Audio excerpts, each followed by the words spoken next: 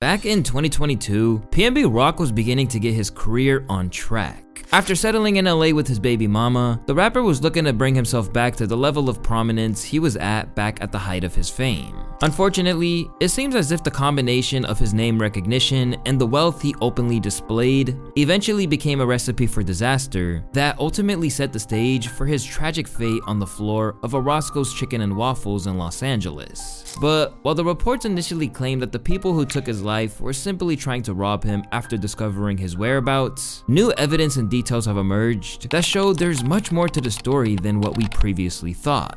My name is Louaista, and these are the last 24 hours of PNB Rock.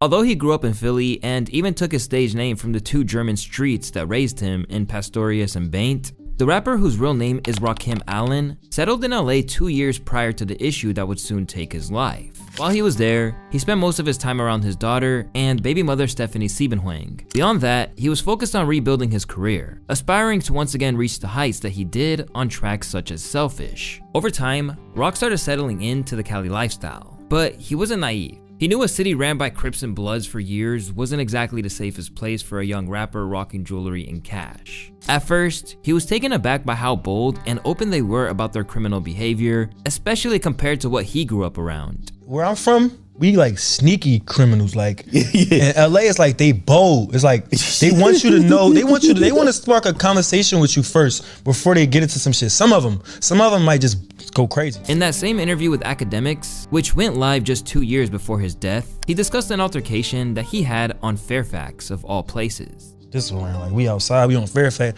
I'm like, man, you know, I already peed the bitch. We out. Gangsters out there on Fairfax. Like that's what I'm saying. Like, what the fuck is going on? Like, I'm on Fairfax right now. So I'm like, man, we out of here. You feel me? Like, we going. My girl, like, no, we ain't. What's wrong? I'm like, I'm just going off of the vibes. Like, we out. Is she peeping the energy? Because I'm she you ain't on point. Yeah, she ain't peep it. We drive probably like 2 blocks in the street. She thinking this shit a game. She pull over somewhere else. Like, oh, I wanted to go to this store right here. And then in a mix of me, like telling her like where the park at, it's like somebody just came fast as shit and took the parking spot, like the same spot that we. Yeah. I'm like, dude, they must have been following me or something, bro. How the fuck this car get behind me this fast? Like I ain't even look. I look back and that shit was there quick as shit. And then when I walked past, like the car bombed out. Like this shit tended to the max. Oh yeah. But despite all the danger that surrounded him all his life, PNB had miraculously managed to avoid getting held up. Still, he was well aware that he had to move correctly if he wanted to keep things that way. No, I never got robbed ever in my life. I done seen people die. I done been around people that died. But when that shit hit your crib, it's like, you know, like, all right, no, this shit real life. You feel me? Like anybody can die. The last person that you expected could die. It doesn't make you nervous though, like. Oh, it make me just alert. But I still be on some shit like even out the country. I be feeling like it's niggas like that out here too. In this sense, he acknowledged his visibility and accessibility to the public, noting that he must remain aware of that if he was going to be safe. The label just put me in certain places that I didn't know about. You know what I'm saying? They just let me meet people that I would have never met. Outside of that, I was a ground worker. You feel me? Like I'm on the ground. I'm touching the people. You feel me? Like I'm really like out here in the clubs, in the streets. You could see me. You could feel me. You feel me? I wasn't one of them type of people, and I'm still like that. That's why I be saying like I gotta be have to sometimes remember like nigga, you famous. You feel me? Like you gotta move a little different. But that just come down to that. Because of his fame and the flashy lifestyle that came with it, PNB had to be on his guard. But that wasn't the case the night before tragedy struck. That evening, he was at his close friend and fellow MC T Grizzly's engagement party. A chance to celebrate a longtime ally and previous collaborator, PNB and Stephanie enjoyed a night out away from the prying eyes of the public. And at that event, everyone was flexing their jewelry. Plain James, bust downs. He's been, at least 60 and up, everybody in this bitch. Now, what should have been a night for joy for everyone involved is now overshadowed by sadness. Because for T Grizzly and everyone in attendance, it would be the last time they would ever see PNB again. Talk about losing PNB Rock, who was somebody who you were close with. Man, that was fucked up, bro. That was hard. Feel like you lost a genuine friend. Feel like I lost a genuine friend in this shit. And genuine friends in this business is hard to come by. Yep. You know, so that was tough for sure. Yeah, because I feel like you were with him the day before, maybe? At the engagement party, yeah. Still, it's clear that Rock's last night with his friends was a highly enjoyable time. Shortly after Rock's passing, Grizzly revealed in another interview that PNB was lit that night. Long live PNB Rock, man. Yeah, for sure. What was y'all last conversation? Our last conversation, he was telling me like, man, I'm happy ain't nobody see me sneak off and throw up. Cause I was just kicking it. Yeah, like he was at the engagement party like super drunk, and he don't drink like that. Like he a lightweight. You know what I'm saying? So bro, like he probably was like 8 shots in, went to the bathroom, threw it all up, and he was just telling me, like, man, I had so much fun though. Like I ain't got no hangover. You know what I'm saying? The next day, PNB and his girlfriend headed out to run some errands, but he faithfully did so while wearing a lot of his jewels. When he was initially moving to LA, his lawyer warned him that he should keep himself looking pretty incognito. Avoid sharing a specific location until you've left, and never post your current location. When you have jewelry, you are a target. This wasn't just the advice of an attorney, but the sort of wisdom he could get directly from the streets. After his passing, Ice-T shared a similar sentiment on Twitter, reflecting on how dangerous it can be to move carelessly in his city. If you notice, LA rappers don't wear a lot of jewelry. Me, Snoop, Cube, Game, Kendrick, the list goes on. It's not cause we're broke. LA is just a dangerous place, rapper or not. And speaking of the Game, he seemed to know exactly how precarious a rapper's life was out in the city. Because years before PNB's life would be cut tragically short, he outlined a situation that was very, very similar to what happened to him on a 2007 track entitled Murda, where he spit, "When you eat at Roscoe's, watch out for the chain snatchers. Take it off slow, or you might get killed. If the Grape Street Crips don't catch you, the Rollin' 60s will." Still, for whatever reason, Rock didn't really get the memo, and others had tried to intervene in the past. According to Wack 100, he had previously looked out for him when Rock was moving recklessly in New Mexico. I know PNB was just with us in New Mexico at Albuquerque at a show. You know what the he did to me? He walks in our dressing room, all this jewelry, where your security? He told me God got me.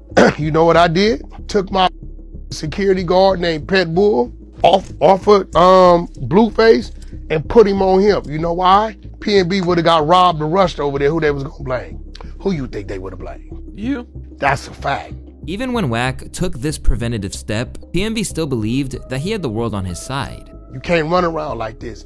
Now, if PNB would have been in that Roscoe's with none of that jewelry, they probably would have asked him to take a picture. If he would have gave it up, he'd still be here. So you're saying that the PNB Rock didn't want to give up his jewelry? Definitely did. He was hesitating. You in the jungle of Los Angeles County. They ain't playing. Them niggas got a 35-second window. Either you gonna give it to them willingly, or they gonna take it their best way they can. But in September of 2022, his luck unfortunately ran out, and the news brought hip-hop to a standstill. Was a rapper named PNB Rock, and he had a lot of devoted fans. One of them spoke to us here at Roscoe's Chicken and Waffle this morning, and he says he is heartbroken. He was unique. He had a specific, his tone of voice was just, something you never heard before. And he talked about like the struggle. It was 1:16 p.m. on September 12th when the assailant emerged through the doors of Roscoe's. After a brief commotion where Rock tried to retrieve his gun from his jeans, PNB was killed right in front of his girlfriend. All the while, the restaurant's unarmed security guard fled the scene, leaving Rock to fend for himself. In the scuffle, he was shot in the chest and back, and when cops arrived 10 minutes later, they tried their best to revive him, but sadly, he passed away. In the immediate aftermath, hip-hop was shocked and horrified. Meanwhile, the cops began to piece together a motive, and it all came back to the haul of jewelry he had on him. He had 2 watches, several chains, rings on his fingers, and these were not just costume jewelry. Chains that, do gain attention. After he told Wack that he had it covered, this was the same rhetoric that he gave his girlfriend Stephanie. This time, however, it all came crashing down. And by the time they waited 40 minutes to get their food, everything had already started to unravel. Understandably, Stephanie would have been traumatized by what she saw, and as the news of the crime spread, the initial narrative didn't help. Because rather than blame the people who are responsible, a lot of the chatter around the killing seemed to center on her IG post, which showed that they were at Roscoe's. Even the cops didn't help, with Los Angeles Police Chief Michael Moore declaring that he was telling his family with his girlfriend or some kind of friend of his, and as they were there, he was brutally attacked by an individual who apparently came to the location after a social media posting. Then, rappers weighed in too, with many of them suggesting that the blame was on her head. Specifically, Kodak Black took it to the extreme, claiming that hoe might as well off herself. Nicki Minaj added to this perception that Stephanie was to blame, telling her millions of barbs that After Pop Smoke, there's no way we as rappers or our loved ones are still posting locations to our whereabouts. To show Waffles and some fried chicken, he was such a pleasure to work with. Condolences to his mom and family. This makes me feel so sick. Jesus. Hashtag PNB Rock. But it wasn't exactly unanimous, with rappers such as Nicki's rival, Cardi B, coming to Stephanie's aid. I highly doubt they were looking at PNB's baby mom's IG. He was in a bad location and people stay outside plotting. It's very irresponsible and inconsiderate to blame her for something so tragic. We should be sending her nothing but love. This opinion was echoed by his lawyer, who said that, I believe he was probably followed. It doesn't make sense to me that the murderers were stalking her social media posts, Florio said. What his girlfriend did was very innocent. I can't fault her for that. Over time, people would wonder exactly what went down and if Stephanie truly had an inadvertent role in it. And slowly but surely, the truth about what really went down would come to light. And everybody can stop blaming PNB Rock's girlfriend, because apparently these people were already at the restaurant's parking lot when PNB arrived. These motherfuckers were hungry and broke, okay? Now they see PNB Rock pull up in that nice S-Class, got the diamonds all dancing, water dripping off his neck. They see the girlfriend also got a bunch of jewelry. They broke as ever. Now here's the thing, man. The father, pure coward, okay? His name is Freddie Lee Trone. He's actually on the run. He allowed his son to get caught. His son was a shooter, so remember when I told y'all he was a shooter? He wasn't a shooter. His son, his 17-year-old son, was the shooter, and the guy trying to rob a PNB Rock. He was the guy in the car waiting to try to be the getaway driver. As the dust settled on the crime, authorities revealed that Freddie Lee Trone, 40, and his 17-year-old son were each charged with 1 count of murder, 2 counts of second-degree robbery, and 1 count of conspiracy to commit robbery. In addition, Trone's wife, Chantel, had also been arrested and charged with 1 count of being an accessory. In the wake of the event, District Attorney George Gaskin said PNB's killing had dimmed a bright light in the lives of his fans, friends, and most importantly, his family. The accused individuals' alleged actions in this case were heartless and cruel and robbed the world of Mr. Allen's talent. But as the investigation has progressed and sentences were bestowed on those responsible, new footage has shined a light on what really happened. And shockingly, it has been revealed that someone in Roscoe's was actually involved in setting up this horrendous crime. In the footage, a man could be seen fist bumping PNB Rock as he walked into the restaurant with over $500,000 in jewelry glistening on him. As it turns out, this unidentified individual was a regular fixture in the restaurant who decided to tip off Freddie Lee Trone and his child. This surveillance footage shows PNB Rock and Stephanie walking in. It's lunchtime, 12:28 p.m. As they wait, a man seated to the right fist bumps the rapper, but the couple is quickly taken to a table. As the investigation details came to light, everything we initially believed to be true was shattered. While it's often portrayed as a robbery gone wrong, the tragic outcome seemed inevitable, given how quickly the 17-year-old was to pull the trigger. But at 1:16 p.m., a gunman walks inside ready to score. There was some sort of verbal exchange at this point. At 1:17 p.m., the unarmed security guard notices the commotion and flees. Seconds later, PNB Rock is shot. In addition to detailing what went down, more footage has emerged, which seems to have put to bed the idea that Stephanie was either to blame or, as others have suggested, were in on it. After witnessing the shooting firsthand, Stephanie was taken to the precinct, and from the outset, her only concern was checking on him. Initially, she blamed herself right along everyone else. When I sit down to eat, I see it was low key, there wasn't no one in there. When we posting the chicken and the waffles. This is unfortunately happening way too often. But as she divulged what went down, she explained that she asked him to remove his chains. Stephanie, I wouldn't sit here and blame yourself. You guys did walk too. That's a lot of jewelry on. Yeah, I told him to take it off. Tragically, the police had to deliver the news that PNB had passed away. Anyone who questions the sincerity of her shock and distress clearly doesn't have a heart. I'm sorry. He passed away? He did. He did, Stephanie.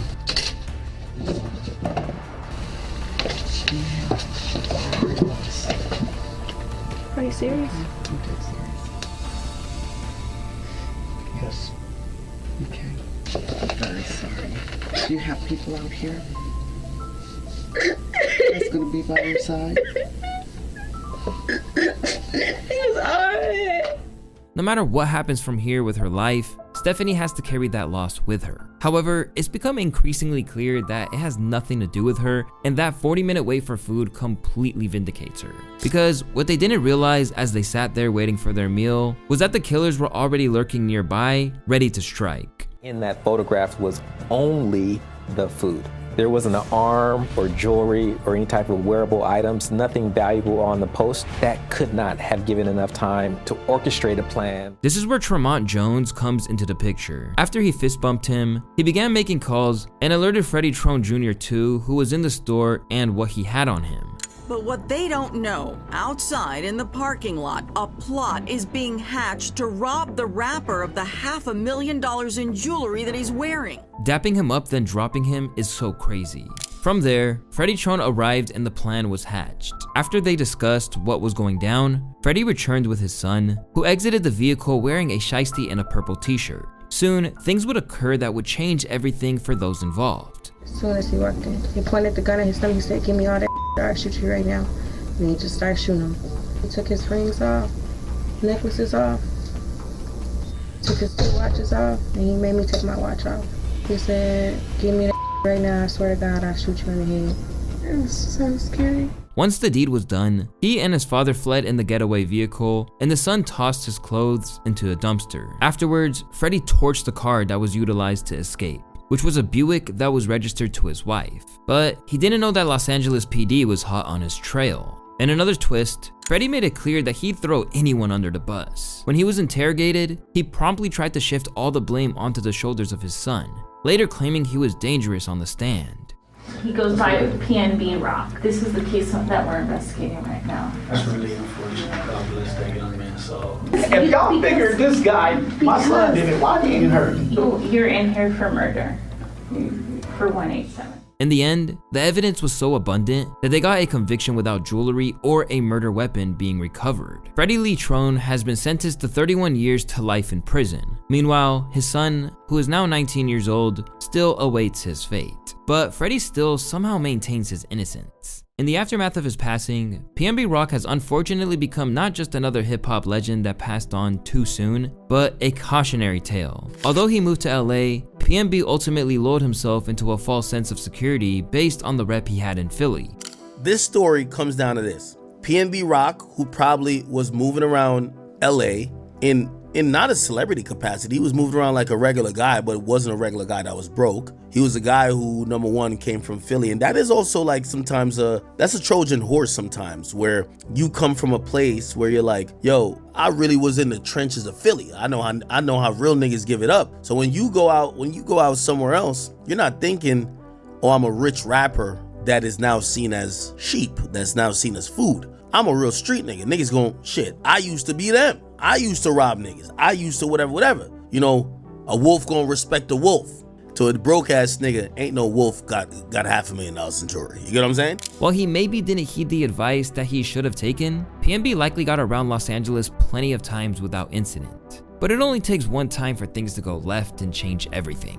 There's a part of this that everybody likes to act like, oh, I would never be in that situation. But part of living life is these unexpected, just random events that could turn violent, right? Or could turn deadly. And that's what that was. You have a nigga who's a loiterer.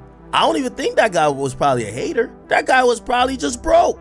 Among the most tragic aspects of PNB's passing was that after a few years of economic downturn, he was finally on the right path. After being signed to Atlantic, he finally escaped a deal that he had been trying to evade for a long time in order to go independent. For years, he fought to get out of it and regretted ever signing with them. Wish somebody would have sat and told me to not take the deal. I don't make money off my music, I got paper still. At Atlantic Records, I wanna buy out this BS ass deal y'all got me in. Y'all been making millions off me for years, haven't gave me 1 mil yet. Eventually, he gained his independence when he realized that the figures weren't adding up. Why are you independent?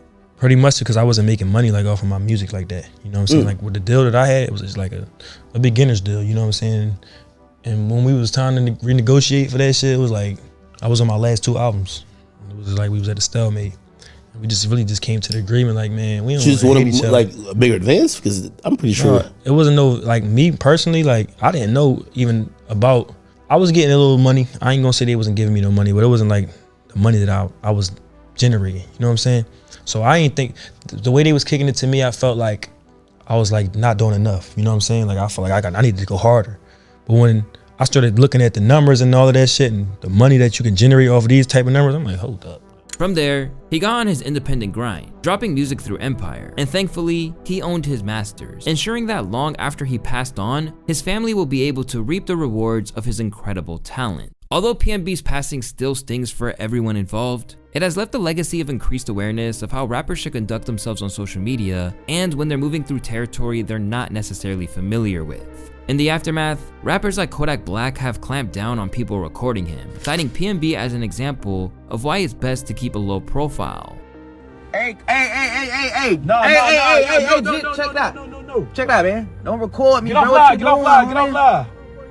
Man, you record me. I I'm just on saw you live. put the shit you on live, but you just put the phone to my car, homie.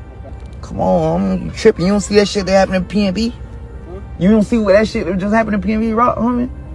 Now, God forbid, but you know, ain't no shit, bitch, I'm saying, but at the same time, like, bitch, God forbid some crazy shit, then what? No plan. Come on, man. You tripping. Despite the fact that he was just flexing the fruits of his labor, OGs understand that it isn't always interpreted that way. In the eyes of Akon, he would have never put himself in a situation like that, as it could be interpreted as a way to provoke those around. Like, for example, would you pull up in your $150,000 car in South Central and grab some chicken and waffles? Absolutely not.